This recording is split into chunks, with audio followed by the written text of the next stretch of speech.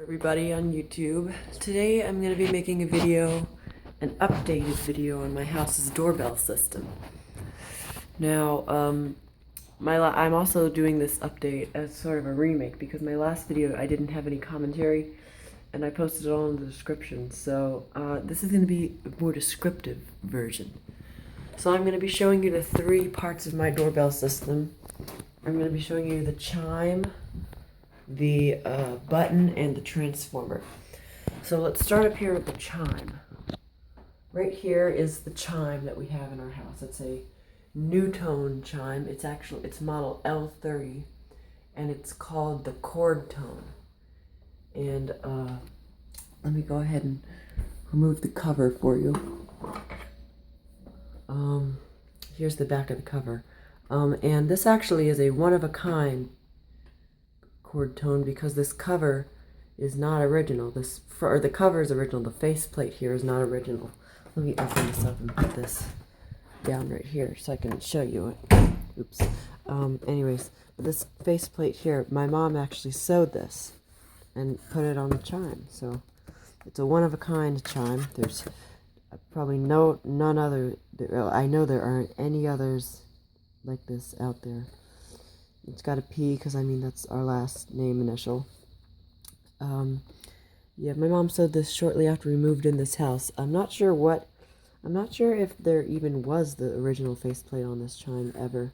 The original faceplate was like a flecked, like sand foam paper and a grill, and it had the little badge in the middle that said NuTone on it. Yeah. So this is model L30. Let me just close this door here for a second. And right there, you can sort of see it. Let me get good support here. Right there is it says L30, and then right there it says October oct.59. So that means that's the date code. That means this chime was made in October of 1959. Now this house was built in the 1960s, so my only guess is that they had this chime, they had many of these chimes they installed in all these houses, which I don't think that was. I think this was installed by the previous owner or the owner before that. Because we're the third owners of this house. The previous owner and his mother lived here, and then the very first owner was a man and a woman, and then they had like 3 daughters and a son or something like that. I can't remember what she told us, but anyway, you can see it has four reeds or tone bars on it. They're actually little bells. If you hit them, they make the noise.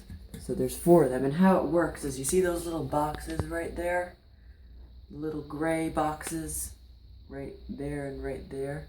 Those are the solenoids. When you push the button, there are 2 plungers in those, and when you push the button, it fires a plunger at that bar and at that bar at the same time.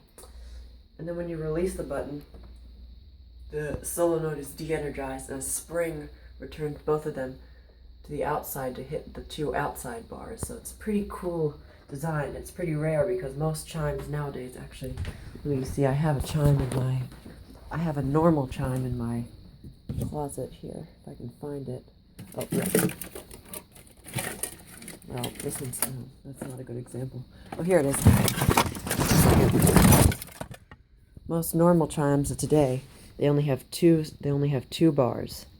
One for the ding and one for the dong. Well, it's not the case. So it's like the solenoid right here would come in and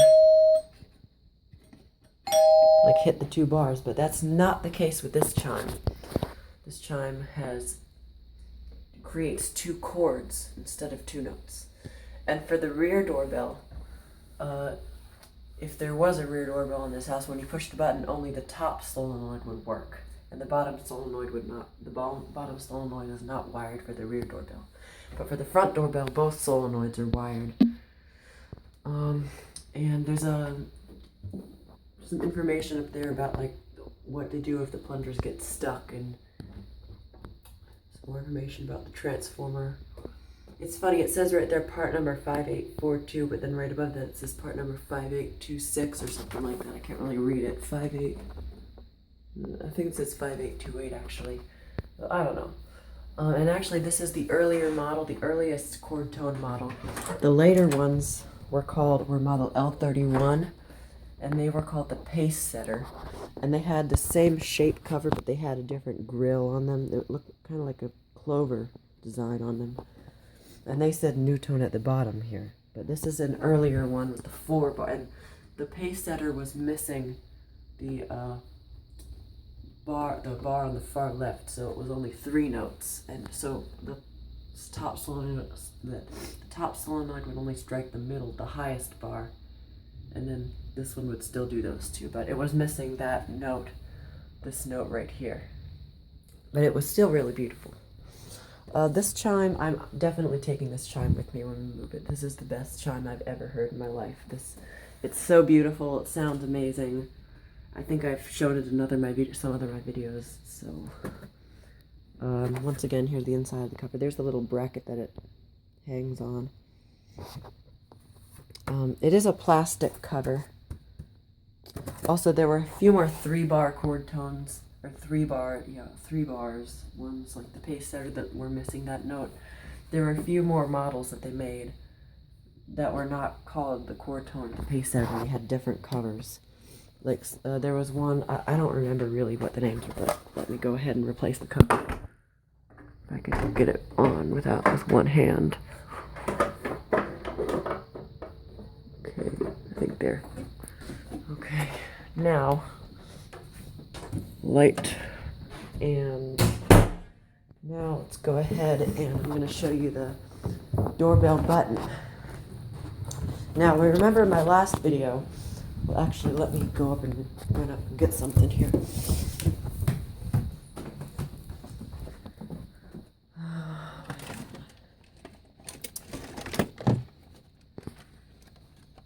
Oh, there it is. Okay. Now, I remember in my last video, we had a button that was, it was a surface-mounted button.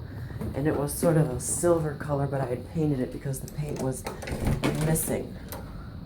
Well, we have right here, we have a new button installed right here. This is I think it's a Heath-Zenith, or I don't remember what, I think it was Heath-Zenith, but yeah. It is lighted, you can sort of see it. And yeah, there you can see it is lighted. It's rated for 16 volts, which is perfect, and it's a little bit thinner. There's still a little discoloration from the original button. But here's the old button right here. You can see what happened was the bulb burnt out, and then for some reason the button failed. It just didn't work. This was a pretty cheap button at the time. I mean, it's plastic. The new one is nice heavy metal. It is brass, so yeah. You can probably hear the chime ringing inside as I'm pushing this button. And when you push the button, the light goes out. Let's see if I can get that. See if you can see that. Yep, the light goes out when you push the button because it's shorted. So there's no electricity going to the light bulb.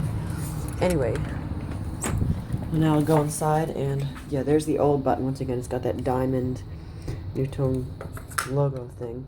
The new button, I'm glad it does not have anything on the button. It's perfectly plain. The new one also has much better construction, like I said. Now I'll go inside and show you the actually, first I need to go get something once again. You know, I'm going to just pause the video. Now, one thing I forgot to mention was that this button is not the original button. When we moved in, there was actually a button more similar to that one that we have now, except it was rectangular instead of like shaped like arch with that arch-shaped thing. It was rectangular, it was brass. I'm not sure why we replaced it. Maybe the bulb burnt out, or I don't even remember if it had a bulb. Maybe it just quit working. But this was the second one that we installed in around 2003 or something like that. I can't quite remember because I remember in our photo album from 2003 when I was like at Christmas time when I was standing in front of the door, this button was there, so maybe it was 2003 or 2002 maybe. So now I'm going to show you the doorbell transformer itself, which is the little device that makes the whole thing run. So right here's the transformer. This is a UtiliTech 16 volt transformer. I don't remember the model number. And on the chime you can see, you probably saw that it recommends a NuTone 101-OB transformer. And it says that the chime will only operate properly with that transformer. We've had this transformer on here for over a year, and no problem. I mean, the transformer's still working. It has enough juice to run both the chime, both the solenoids in the chime and the light bulb in the button. Yeah. This is the old doorbell wire. It's cloth covered. It's got a cloth insulation on the outside, and the wires inside are rubber insulated. This is a regular cloth covered cord because it's going to this little piece right here. Now, a few people have told me that it's very unique to have this. What this is a little switch.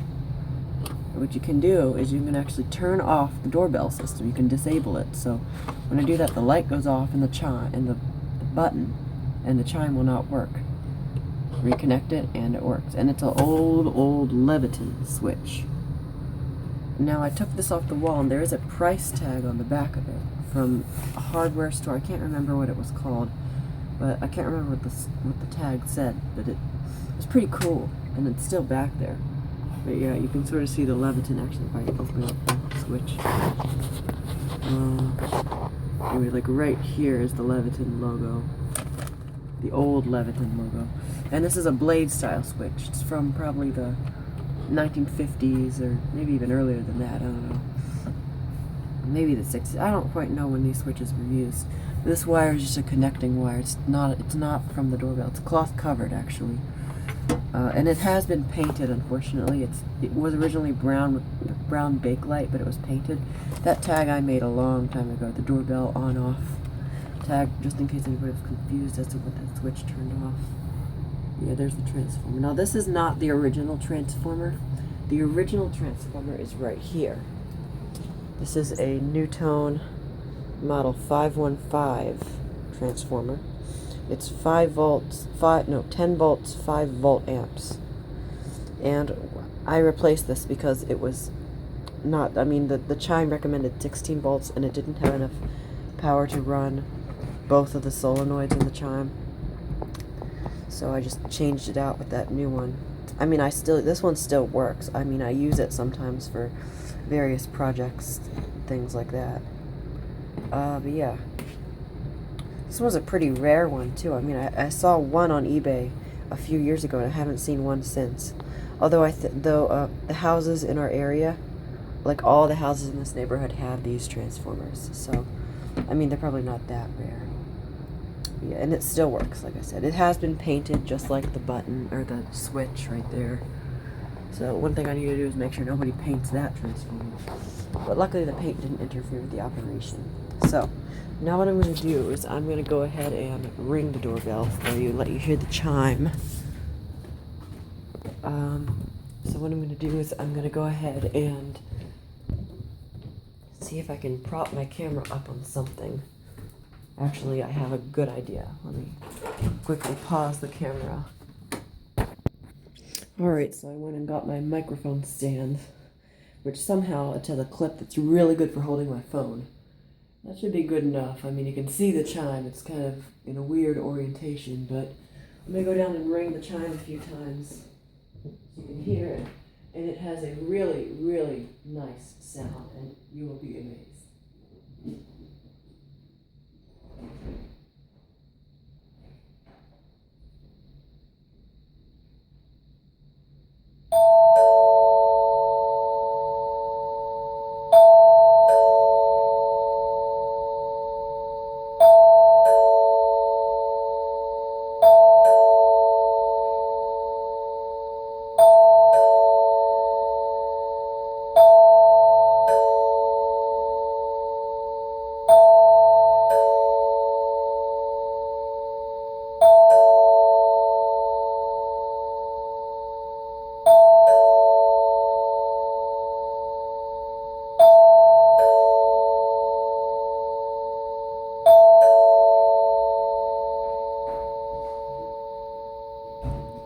Hopefully you were able to hear it. I don't know. Maybe the camera got distorted a bit from the sound, but I'll just check after. But yeah, the reason why it sounds so loud is because of the heavy, the the thick or the hard walls, they echo. The sound just echoes above. Let me take the camera off here. The sound just echoes all around this area up here. You can sort of see it, just like literally see that right there. Yeah, the sound just literally echoes all around up there. It gets amplified, and then it travels. Like, you can literally hear this throughout the entire house. When I had it set up on my carpet in that demo video I did a few years ago, I had it set up here. It didn't sound as loud because the carpet was I guess what's the word I'm looking for? It was dampening the sound. Yeah, the sound waves were like dampened by the soft carpet. But since this is in this hallway here with this really nice hard walls where it can just echo throughout this entire area and then get amplified and travel throughout the house. So there you go, that's my house's doorbell system. Thanks for watching, and please leave a comment and like this video, or don't, doesn't matter to me. But yeah, there you go, bye.